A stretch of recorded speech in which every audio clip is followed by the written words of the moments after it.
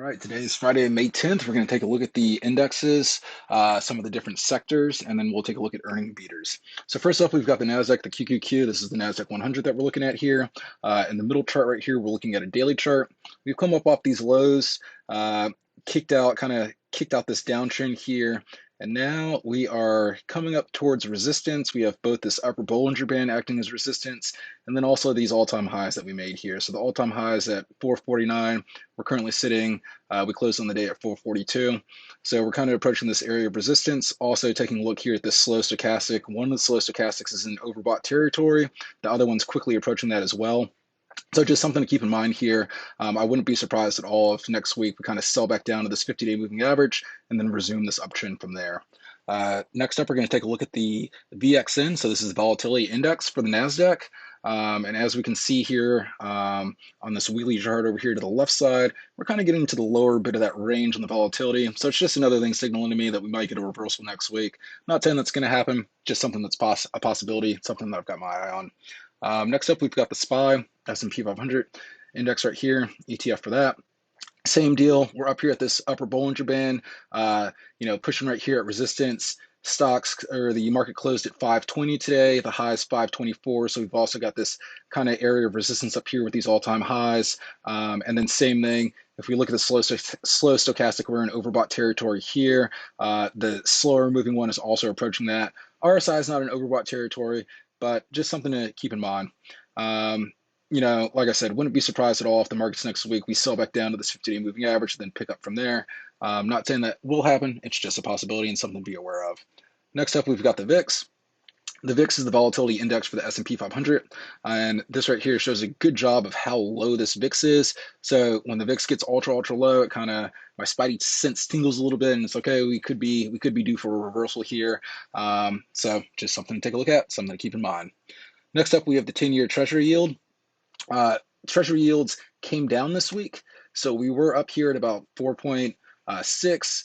We closed, I believe, right over here, 4.5%. So you can see that the yields have come off these highs, these recent highs right here. So that's a good thing.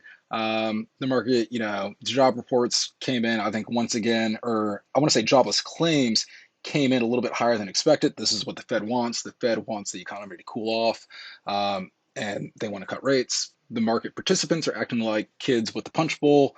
They want rates cut. They want cheaper money, et cetera, et cetera. Next up, we've got gold. Gold looks like it has resumed its uptrend. Zoom in here a little bit. So gold, we kind of broke this uptrend here, got below the 10-day moving average, got below the 20-day moving average. The last 2 days were pretty strong sessions for gold, got above this 20-day moving average here. So we'll see if this can start making new highs or start closing back in towards this upper Bollinger Band and start pushing towards new highs. Next thing that we'll take a look at here is silver. Similar setup in silver. Silver is moving towards all-time highs here. Looking at this weekly chart right here, you can see we're closing in on this 30.45 area. I like silver a little bit more than I do gold because silver has more industrial uses than gold does. But I think central banks around the world, they're really collecting a lot of gold, and it could be silver as well. I'm not much of a gold bug. I'm not much of a silver bug, so this isn't something that I personally put money in, but it is something that I do keep an eye on.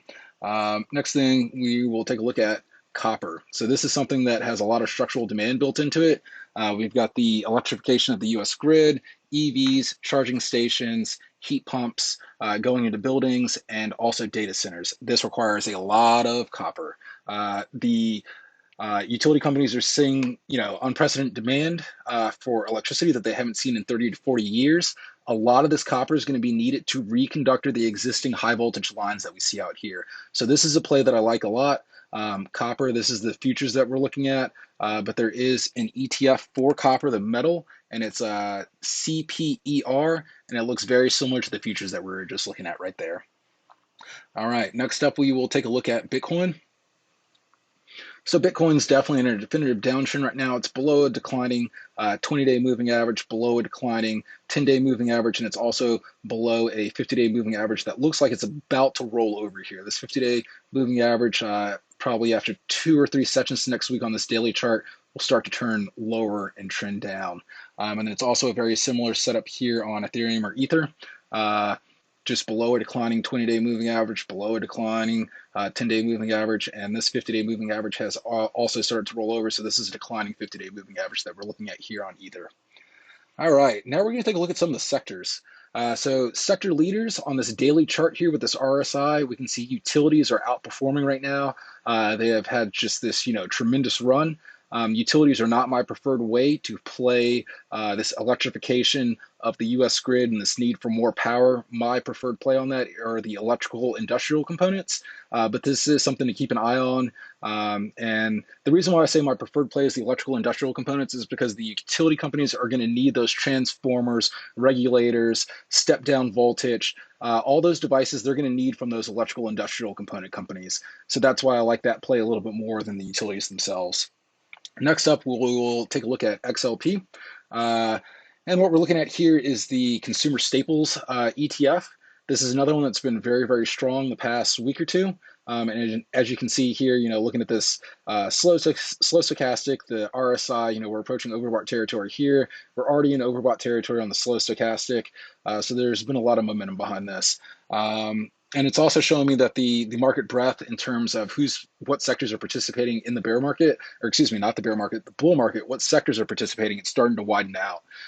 Here we've got the XLF, these are the financials, same deal, approaching all-time highs here.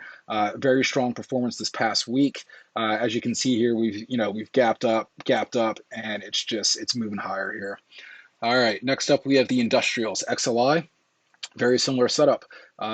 We're getting these gap ups, we're pushing higher, The industrials I do like, and especially the electrical industrials. Here we've got PAVE. This is going to be the U.S. infrastructure ETF. If you look at PAVE's ETF, I believe that their number one holding is Eaton, ETN. But same thing, just a lot of strength this week, up and up, and away we go. All right, we've got XLB. This is going to be the materials sector ETF. We're going to have companies in this ETF like Freeport, McMoran, Sherwin-Williams, Ecolab, Air Products and Chemical, Newmont, Nucor, Dow, Martin Marietta Materials. Companies like that are going to be in this sector. As you can see, we're sitting above this upper Bollinger Band here. So most likely we're going to come back next week and get underneath this. Typically candlesticks don't trade outside of this Bollinger Band very often. It's like 5% or less. And it's even rarer for these candlesticks to stay outside of the Bollinger Band more than 5 consecutive days. So it looks like here we've got 2 days where we are outside of this Bollinger Band. So I would expect this to be coming in sometime next week. Next up, we have the home builders. Home builders, not quite as strong as the other sectors, but still up here moving towards these all-time highs. Just sitting right here underneath this Bollinger Band, this upper Bollinger Band. So might see some resistance there next week. But with the home builders, there's a structural deficit of new homes being built in America after the 2008 great financial crisis. The home builders weren't rushing to build new homes. We've got a lot of illegal immigration going on in America, and those people, they need somewhere to stay. So that's putting pressure on both inflation with housing costs, and it's also, putting pressure on the housing market. People need places to stay, and the home builders can't build new homes fast enough. We've got the semiconductors right here. Semiconductors clearly still a market leader, sitting above this 50-day moving average. We're kind of just hanging out right here, just below this all-time high of 239. I still like the semiconductors a lot, and we will get into those when we look at the earning beaters. All right, next up we've got XME. This is going to be the metals and mining ETF. With metals and mining, like I said, copper, that's my metal play. That's what I like. I don't know about the copper miners too much. When I look through the mining charts and when I look through the mining fundamentals, there's not a lot there that I see that I like. That's why I prefer the metal itself. But with some of the miners, basically you're looking at high fuel costs outside of the US. So that's obviously an input cost to produce the copper ore. And then also you've got geopolitical risk. There's a huge mine down in Panama. The government essentially, seized control of the mine, so they wanted to renegotiate with the company that was mining down there. They felt like they weren't getting enough tax revenue, et cetera, et cetera. So there is some geopolitical risk to the mining sector as well. Not exactly something I like, but something that I'm keeping an eye on. All right, next up we have the iShares US Energy ETF. So this is tracking US energy companies. And as we can see here, I'm going to zoom out a little bit on this weekly chart. We are approaching these all-time highs here of 57.86. We closed at 49.08. So, we'll see if this can keep pushing higher. But America is very blessed. We have a lot of energy. We're the number one oil producer in the world. On top of that, our fracking technology, which we are the world leader in, we are going to start applying that for geothermal energy, for baseload power. Geothermal, we have pretty good geothermal resources across the US, and that means that we have rock that produces sufficient heat with sufficient conductivity. Drill down into that rock, tap some of that heat, use that to power a turbine. That turbine 24/7 produces clean electricity. So this is going to probably be the next big trend in the green energy space. All right, so now we're going to get into the earnings beaters. First up, we have Veritiv. They're up 20.4% since they reported earnings. Veritiv is in the industry of designing and manufacturing data centers and also lifecycle services for those data centers. So as you can see, the stock is on absolute fire. There's a data center going up every 3 days across the planet right now. I'm not saying that Veritiv is, putting up a data center every 3 days, but just the industry as a whole, very hot sector. I don't see this trend diminishing anytime soon. And you know what they say? The trend is your friend. Next up, we have Fabrinet. So Fabrinet, they do optical packaging, electromechanical, and electronic manufacturing services. So with those precision optical and optical packaging, these are going to be your networking components that are moving these massive amounts of data inside these AI data centers. You've got the chips that process the data, and then you need these networking components to actually move the data around inside the data center. And Fabrinet is up 18.03% since they reported their earnings. All right, next up we've got Sprouts Farmers Market. This is a good growth stock. They beat across the board and raised their guidance. The stock is up 17.83% since reporting earnings. Next up we have Powell. Powell is one of the electrical industrial players. So electrical components, things like that, that's what Powell is involved in. Powell is up 17.6% since reporting earnings. Another good earnings beat. All right, so we've got Garmin. Garmin's kind of in a different wide range of products that they offer: smartwatches, sports and fitness, outdoor recreation, kind of handheld devices to map if you go on a hike. They've also got automotive navigation, marine navigation, and aviation with avionic units that basically, tell the plane where it is in the sky. Garmin's been on an absolute tear. This is something that I like to post earnings, but this massive gap up here after they report it kind of scared me away. You had this huge run up here. You miss the move. It happens. It's not something that I want to get in at this current moment. Maybe if it pulls back, it's something that I'd be looking to get into. Um, but just, typically when you get these huge movers, either you get in kind of the first hour of the day on these, or I'll just let them go. So this is something that, I just have to let go. But Garmin, they're one of the growth stocks in the market, and they are up, I believe, 16.9% since reporting their earnings. Next up, we have Arista Networks. Arista Networks, this is another networking company involved kind of in the data center. The whole data center play. So, like I said, these AI data centers, they've got to move a massive amount of data outside of those GPUs and AI processing units. There's a lot of networking required to move that data around. So this is, something that Arista Networks is pretty good at, and they also work in some other different industries. They've got, client to cloud networking solutions. Things of that nature. Arista Networks, they are up. Let's see here. Arista Networks is up 14.5% since they reported their earnings. Next up, we have Omcor. Omcor is going to be another one of these electrical industrial companies. They're involved in basically getting your building set up with power transmission, distribution, and generation systems, along with energy solutions. Omcor, they are up 12.3% since they beat on earnings. Next up, we have Amphenol. Amphenol, this is another networking component, optical networking components. Like I said, those AI data networks, they need networking components, and this is another company benefiting from that. Amphenol is up 11.6% since they reported earnings. American Express, we're all familiar with what American Express does. They beat top line, bottom line, and they also had guidance that was in line, but great growth stock. when the market was selling off, this stock never pulled back. Never really pulled back until right before they reported earnings, came down to this 50-day moving average while the indexes were well below their 50-day, and then it just rocketed up since reporting earnings. American Express is up 11.4% since reporting. Next up, we have Qualcomm. This is a huge player in the wireless chip market. So if you're, 3G, 4G, 5G modems, things like that, they are, big player. They have strong IP, strong intellectual property in that area. This is, another part of this whole kind of AI data center wave. A lot of these products, Qualcomm, they're part of the. All right, so we've got Qualcomm. Qualcomm is one of the big players in wireless chips, so 3G, 4G, 5G standards like that.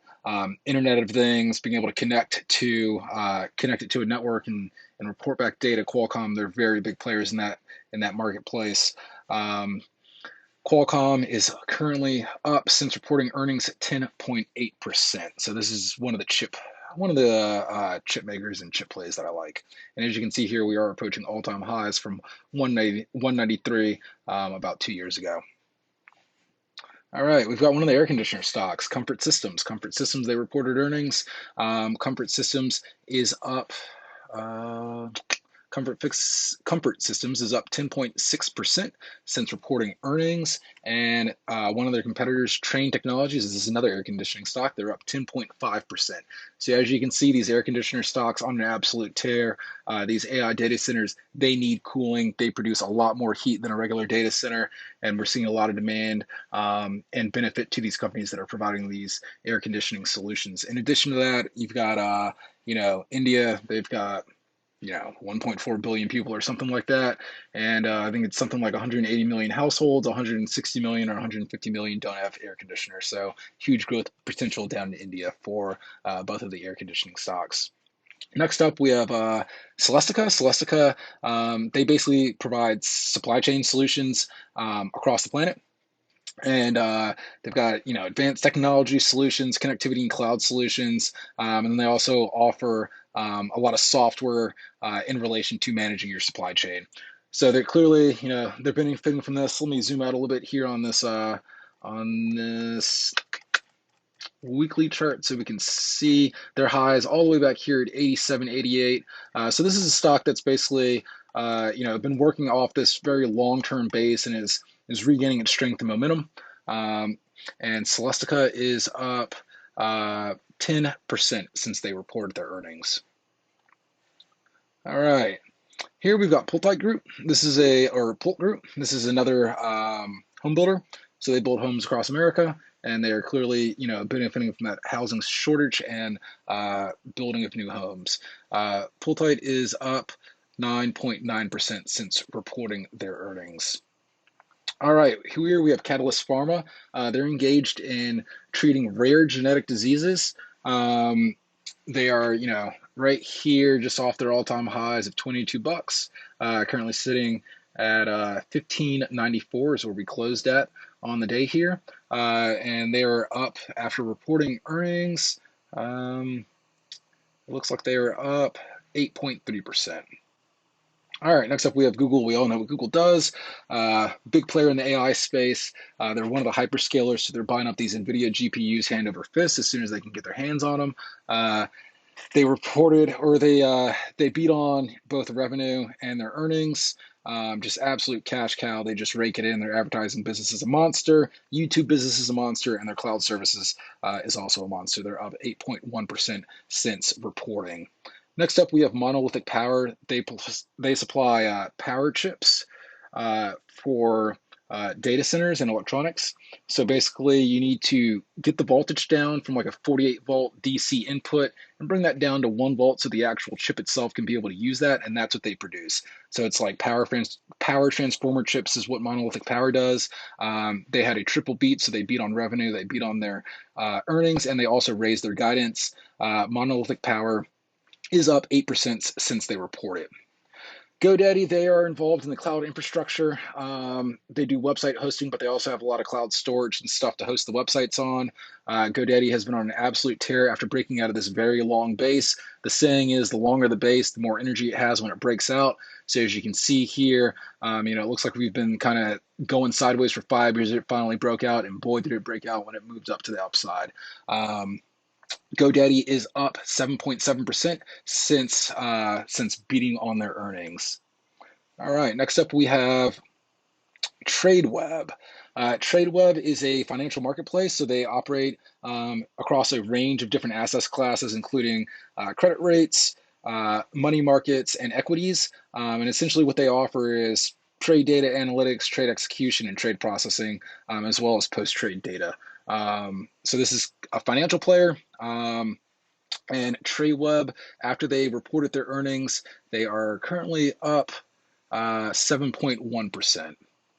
Next up, we have Amazon. We all know what Amazon does. They're a big player in the cloud computing space with Amazon Web Services. They're also executing on all cylinders. I think that the AI that they're using is more internally for like their warehouses, things like that. But they are one of the hyperscalers, so they do buy a lot of these GPUs so that people can rent space on their cloud or essentially rent compute time on their Amazon Web Services. And their stock is up 6.9% since reporting. All right, we've got Quanta Services. Quanta Services they're in infrastructure solutions for electric and gas utility, renewable energy, communications, and also the pipeline industry. So they're in a wide range of different areas related to energy and power distribution. Quanta Services, since they reported their earnings, they're up 6%. All right, we've got AIT, Applied Industrial Tech. AIT is in the motion and control. Let me double check this. Let's see, AIT.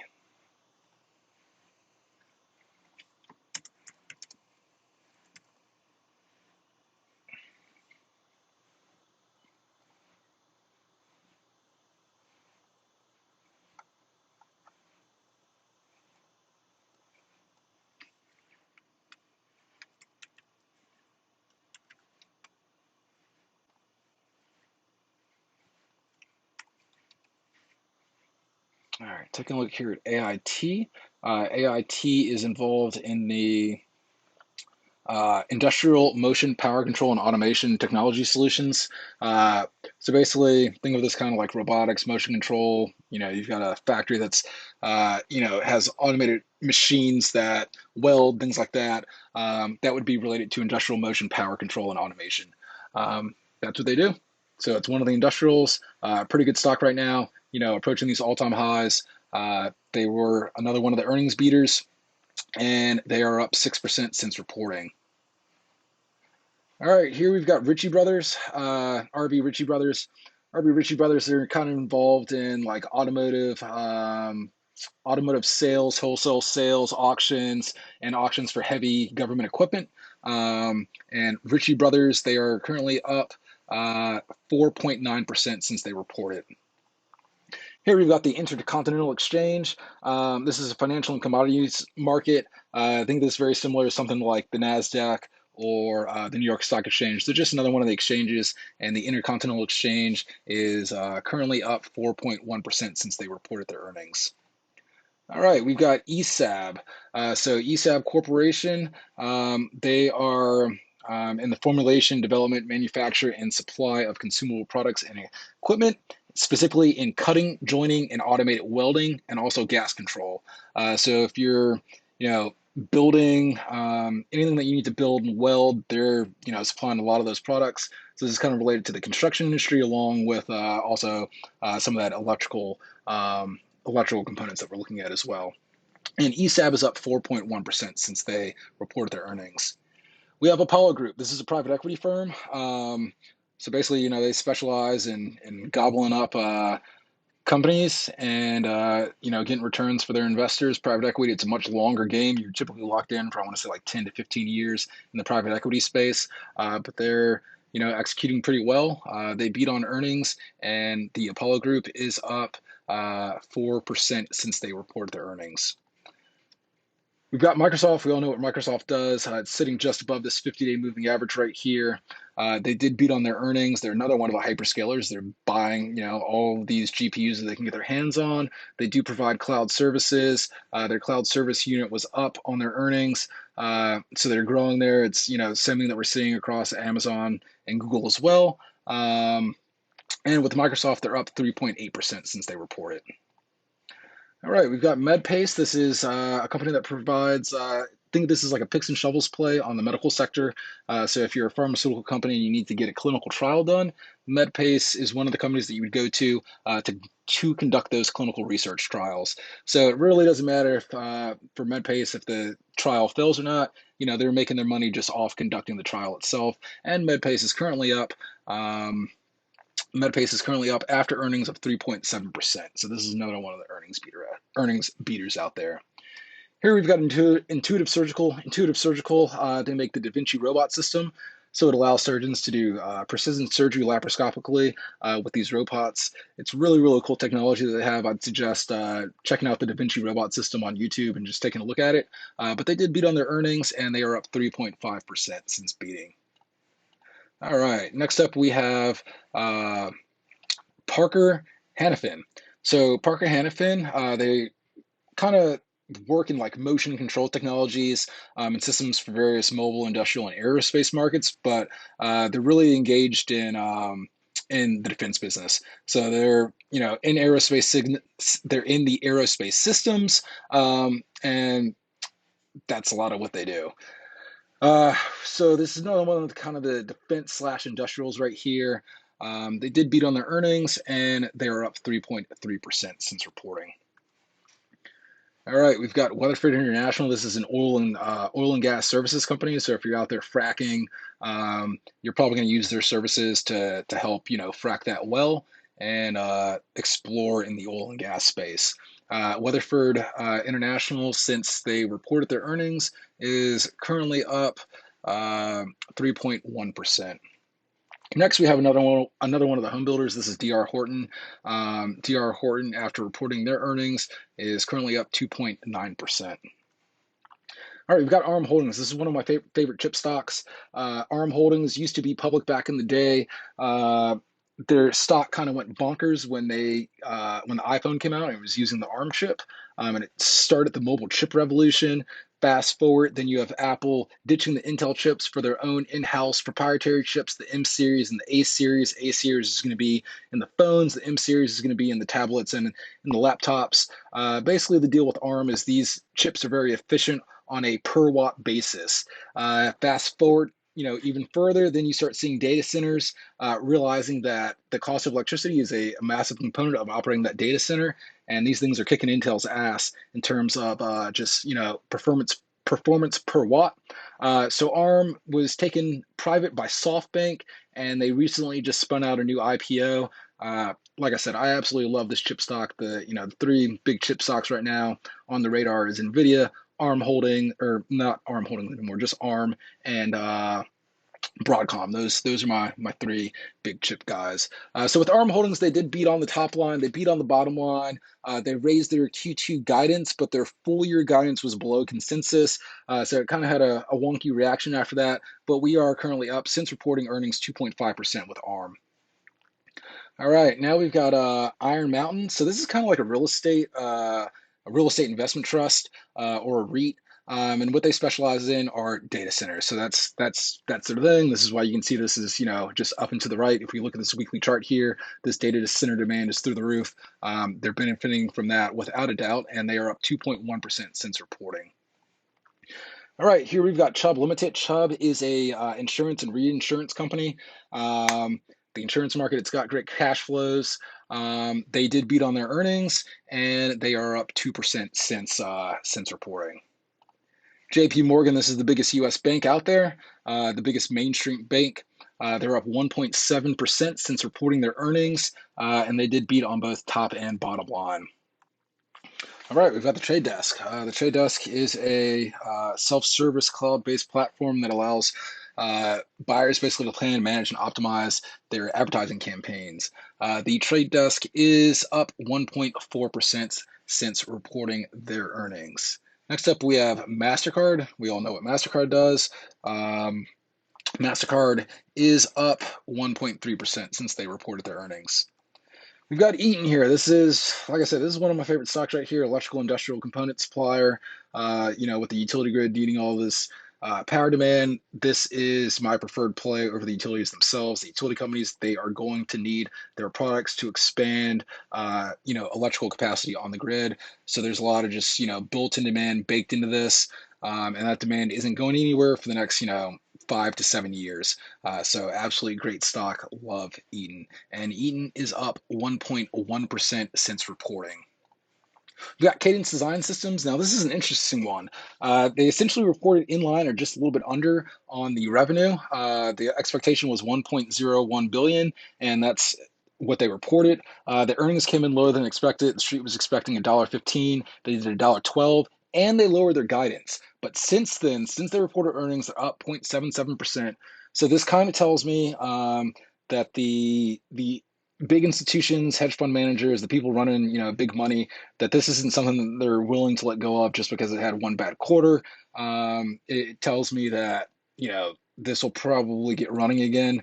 Not something that I necessarily want to get in while it's still below this 100-day moving average. But if we could start seeing some strength here to the upside, this could be a good value buy if we start seeing some strength come in. But generally, I don't like buying companies if they miss their earnings. But just the fact that this hasn't been sold off since reporting does signal to me that the big institutions are kind of behind this and they're not too worried about that earnings miss. But this is up 0.7% since they reported. We've got Waste Management here. This is one of the trash companies. I think Waste Management and Republic Services are two of like the biggest trash companies in the U.S. Basically, like hauling your trash off to the landfill. I think they own a lot of landfills as well. With Waste Management, they missed on revenue, but they did beat on the earnings, and this is up 0.52% since they reported. Lincoln Electric, this is another one of the industrials. They do a lot of welding, cutting, and brazing products. So basically, if you've got to connect wires or weld metal together, this is going to be one of the companies that are going to benefit from that. Lincoln Electric, they are currently up. It's not a good bit. It's about 0.3% since they reported. And then we have Parsons Corporation. So Parsons Corporation, they operate in the defense intelligence industry, and Parsons Corporation, after they reported their earnings, is up 0.09%. And then the last one that we have on our list so far that was on my watch list is Netflix. They're up 0.03%. They did beat their earnings, their guidance. The earnings was above consensus, but the revenue was below consensus on their guidance. But they did beat both top and bottom line. Wall Street threw an absolute hissy fit because they said that they're going to stop reporting their subscriber numbers, and they really want people just to kind of focus on what they're doing in terms of revenue and earnings on the company instead of just looking at that subscriber number. Essentially, what that means is they're probably kind of tapped out in terms of their total addressable market. They've probably captured as much as they can there, but this is up 0.03% since they reported. So that's all I got for you. That's a look at the earnings beaters that was on my watch list. And hopefully you get in some of these companies and you get a good ride to the upside.